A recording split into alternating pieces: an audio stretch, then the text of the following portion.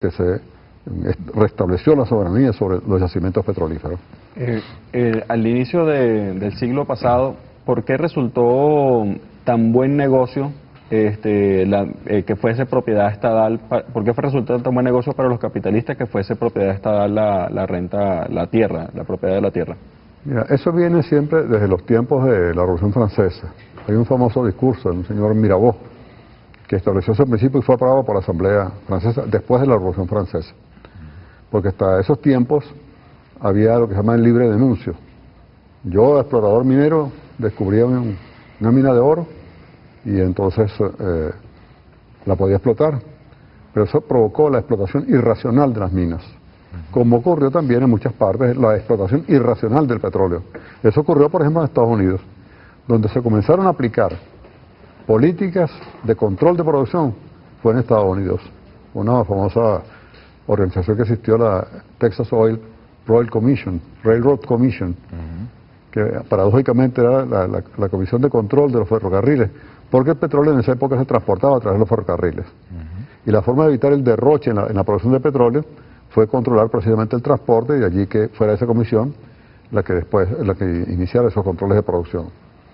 De manera que si se le entregaba al Estado el control sobre las minas, se garantizaba la explotación racional de las minas, el no agotarlas prematuramente.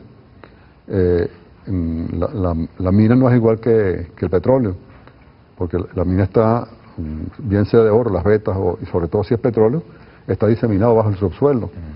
Y si tú tienes un lote, tú tienes un lote y yo tengo un lote, y los tres perforamos y extraemos irracionalmente, agotamos muy rápidamente el yacimiento. Entonces el Estado, en protección del interés público, porque son riquezas nacionales, digamos, pues establece el principio de que él es el que controla, el que otorga los municipios, el que además vigila que la extracción sea racional, que no haya en el caso del petróleo un agotamiento muy temprano del yacimiento. Ahora, allí ha habido siempre una especie de doble discurso con el tema de, por lo menos lo que existió en el siglo XX en Venezuela, con el tema de la propiedad, ¿no? Como si se estuviese salvaguardando la propiedad en manos del Estado y como si estuviese salvaguardando a la República en función de los privados. Aquí en la introducción de su libro sobre la privatización del petróleo en Venezuela dice: la tierra como propiedad estatal se transforma en bien común de la clase capitalista, lo que posee un doble significado. Por un lado, tanto a través de la propiedad estatal como de la propiedad privada se sustrae la tierra al productor inmediato, transformándolo en asalariado libre, condición necesaria para el surgimiento del capitalismo. Por otro lado, la tierra queda así libre a disposición de los capitalistas interesados. ¿Cómo sería? Así fue en la Revolución en Inglaterra, que es quizá el ejemplo más característico. Porque ¿cuál es el problema? El surgimiento de las llamadas revoluciones burguesas, que acompañan al desarrollo del capitalismo en los países donde esto ocurrió, planteó un fuerte conflicto entre el capitalista que instalaba una industria, por ejemplo, y el terrateniente. Porque para poder instalar una fábrica, por ejemplo, tenía que pagarle una renta al terrateniente. Para abrir una carretera o construir un ferrocarril para transportar las mercancías, tenía que pagarle una renta al terrateniente. Y si quería producir bienes agrícolas, tenía que pagarle una renta al capitalista. Y consideraba entonces que era un estorbo, porque además los terratenientes eran la base material, física, de toda la estructura feudal, de la nobleza feudal. Entonces las revoluciones burguesas se caracterizaron por el derrocamiento violento de la burguesía y por el romper con la estructura de propiedad de la tierra. Con eso logró un doble efecto. Al tener acceso a la tierra, al tener libre acceso a la tierra, podía entonces no solamente obtener beneficios, sino incrementar la productividad de la tierra. De allí, eso facilitó también las revoluciones industriales, porque aumentar, por ejemplo, la productividad de la tierra implicaba introducir maquinaria, introducir fertilizantes donde las tierras eran de baja productividad natural, la construcción de grandes presas, canales para poder garantizar el regadío de las tierras. De manera que toda la transformación jurídica también en la propiedad de la tierra y la extirpación del latifundio, las grandes propiedades terratenientes en todos estos países, fue producto de la misma revolución capitalista. Pero si vamos al caso del subsuelo, en Venezuela, el petróleo. En el siglo XX, bueno, descubrimos que tenemos una inmensa riqueza, que hay yacimientos en varias partes del país, e inmediatamente, tanto la oligarquía venezolana y el gobierno de Gómez, pues, le ceden ante las transnacionales que vienen a encargarse y a llevarse nuestro petróleo. Eso implicó, según las lecturas que hemos hecho de sus trabajos, que ni el sector público ni el sector privado en Venezuela hicieron grandes esfuerzos por abrir fábricas, empresas, industrializar el país, sino que comenzó como una especie de parasitismo de la renta petrolera. ¿Qué consecuencias trajo eso? Porque uno recuerda también a Alberto Adrián y Pérez Alfonso alertando y diciendo que hay que sembrar el petróleo, es decir, hay que utilizar esa renta para desarrollar otros sectores de la economía, cosa que se hizo o no se hizo en lo absoluto, se hizo muy poco. Hay que entender que en los tiempos de Cipriano Castro y no, tiempos de Gómez, Venezuela era un país muy atrasado. Por allá nos afirman algunos historiadores que Venezuela entró en el siglo XX tardíamente y que entró precisamente con todas las transformaciones que provocó la explotación, el descubrimiento de petróleo y la explotación de petróleo en Venezuela. Ahora, eso trajo un conjunto de efectos. Recordemos que ya desde 1829 Bolívar había dictado un decreto sobre minería, el decreto de Quito, según el cual ya las minas no pertenecían a las coronas, como anteriormente, sino que pertenecían a la República. El Estado ejercía el control sobre las riquezas mineras. Eso viene precisamente de los principios establecidos en la Revolución Francesa. Al tener el Estado la propiedad sobre un recurso que se convierte en un recurso de importancia estratégica de altísima demanda en el mundo, pues vienen todas las empresas a Venezuela originalmente, entonces el Estado ni tiene capital, ni tiene tecnología, ni tiene conocimiento, ni mucho menos conciencia de lo que representaba esa riqueza. Así al comienzo, los amigos de Juan Vicente Gómez son favorecidos con gigantescas millones de hectáreas. Por supuesto, ellos no estaban en condiciones de explotar esas tierras, esos yacimientos, y los trasladan rápidamente en primer lugar a la Shell y posteriormente a la Standard Oil. Hay conflictos entre esas dos empresas, compiten en el mundo y al final es la Standard la que sale más favorecida en este pleito. Pero lo importante que quiero destacar es que al Estado otorgar esas concesiones, inicialmente con una gran liberalidad, el triunfo y la consolidación de Juan Vicente Gómez no fue nada gratuito, y el que hubiese otorgado grandes concesiones tampoco fue nada gratuito.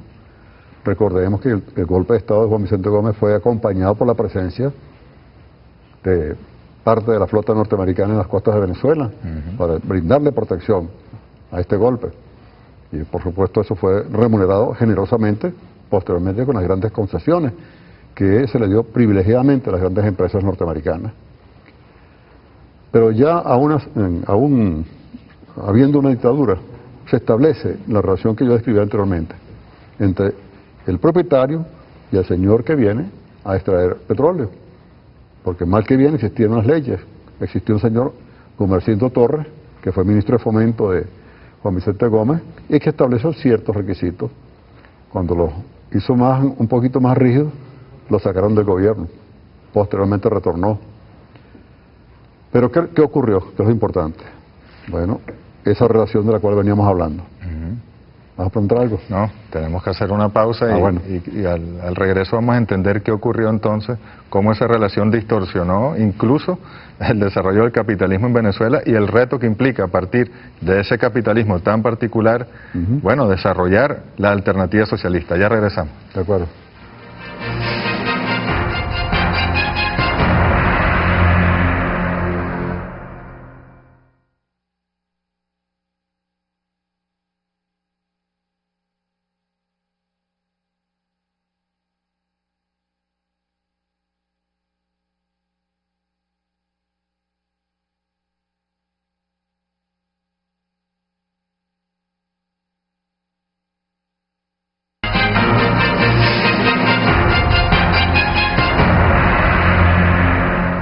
Bien, vamos a seguir ofreciendo insumos para el debate socialista, un debate que además no debe hacerse solo en estos espacios, sino que el Partido Socialista Unido de Venezuela en su Congreso le ha instruido a los delegados y delegadas que vayan a las bases que vayan a las patrullas, que vayan a los consejos comunales, a las comunidades, a dar este tipo de debates y con insumos como los que nos está dando el ministro Ali Rodríguez Araque. Y en el corte anterior hablábamos de que, mal que bien, cuando vinieron las empresas transnacionales petroleras, establecieron una relación con el propietario del subsuelo, que es el Estado venezolano, y comenzaron, bueno, a regularse algunas cosas.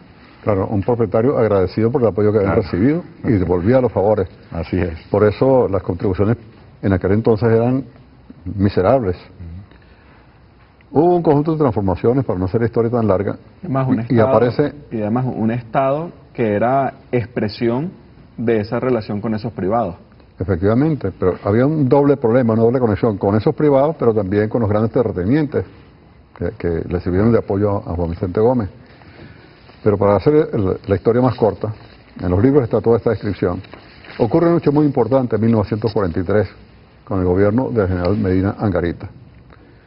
Durante ese gobierno se dictan en ese año dos leyes: la ley de impuestos sobre la renta y la ley de hidrocarburos. La ley de impuestos sobre la renta establecía una contribución a las empresas petroleras por los enriquecimientos que obtenían como consecuencia de la explotación de los yacimientos.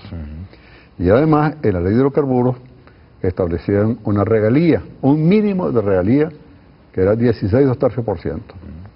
Eso equivale a que cada 6 barriles que extraían las empresas, uno iba a la República, bien en especie o bien en dinero. Generalmente se hizo en dinero porque le daba esa tarea a las petroleras para que la vendieran y le pagaran los barriles de petróleo. Ya comenzó entonces un nuevo esquema de distribución, de captación de renta, pero también un esquema de distribución. Medina Angarita entonces comenzó a trazar un programa de modernización del país sobre la base de ir incrementando progresivamente la contribución de las empresas que obtenían gigantescos enriquecimientos para que el país propietario de esos yacimientos tuviese un beneficio.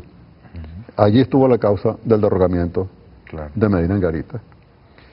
Cuando se debatió esa ley, hay un dato muy importante: Medina procedió a hacer consultas, hizo incluso mítines con los trabajadores petroleros en el Zulia, convocó un mítin en la Plaza de los Caobos, donde habló su peor enemigo, que era Rómulo Betancourt, que se opuso precisamente a la aprobación de esa ley en el Congreso de ese entonces.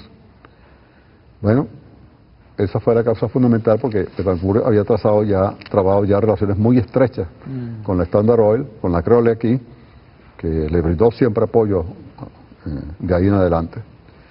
Bueno, esas dos leyes fueron herramientas fundamentales para que el Estado fuera incrementando cada vez más la contribución petrolera. Es decir, sobre todo a través del incremento del impuesto sobre la renta, que llegó en el momento de estar en 67%. ¿Qué ocurrió con todo ese ingreso que iba incrementándose? ¿Cómo se distribuyó? Entonces, para el Estado se planteó un problema de cómo distribuyo esto. Para todos los estados capitalistas, digamos, clásicos, normales, el primer problema que enfrentaron los burgueses fue: ¿cómo obtengo yo el ingreso para poder pagar el gasto público? Infraestructura, defensa, seguridad, la burocracia estatal.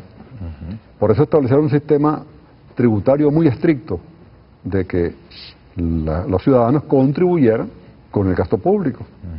En Venezuela eso no fue necesario, porque era tal el ingreso que llegaba al Estado, que no solamente era más que suficiente para pagar el gasto público, sino que había un excedente que había que distribuir. ¿Cómo lo distribuyó el Estado? A través, por ejemplo, en 1934 se devaluó el dólar, todas las monedas del mundo fueron abajo, menos Venezuela. En Venezuela hay un debate, por cierto, con Adriani, por un lado, y un señor Vicente Lecuna, un banquero, de si se revaluaba o se evaluaba el bolívar. Terminó ganando la tesis de Lecuna, se revaluó el bolívar de 5 bolívares con 20 centavos por dólar, se revaluó a 3 bolívares con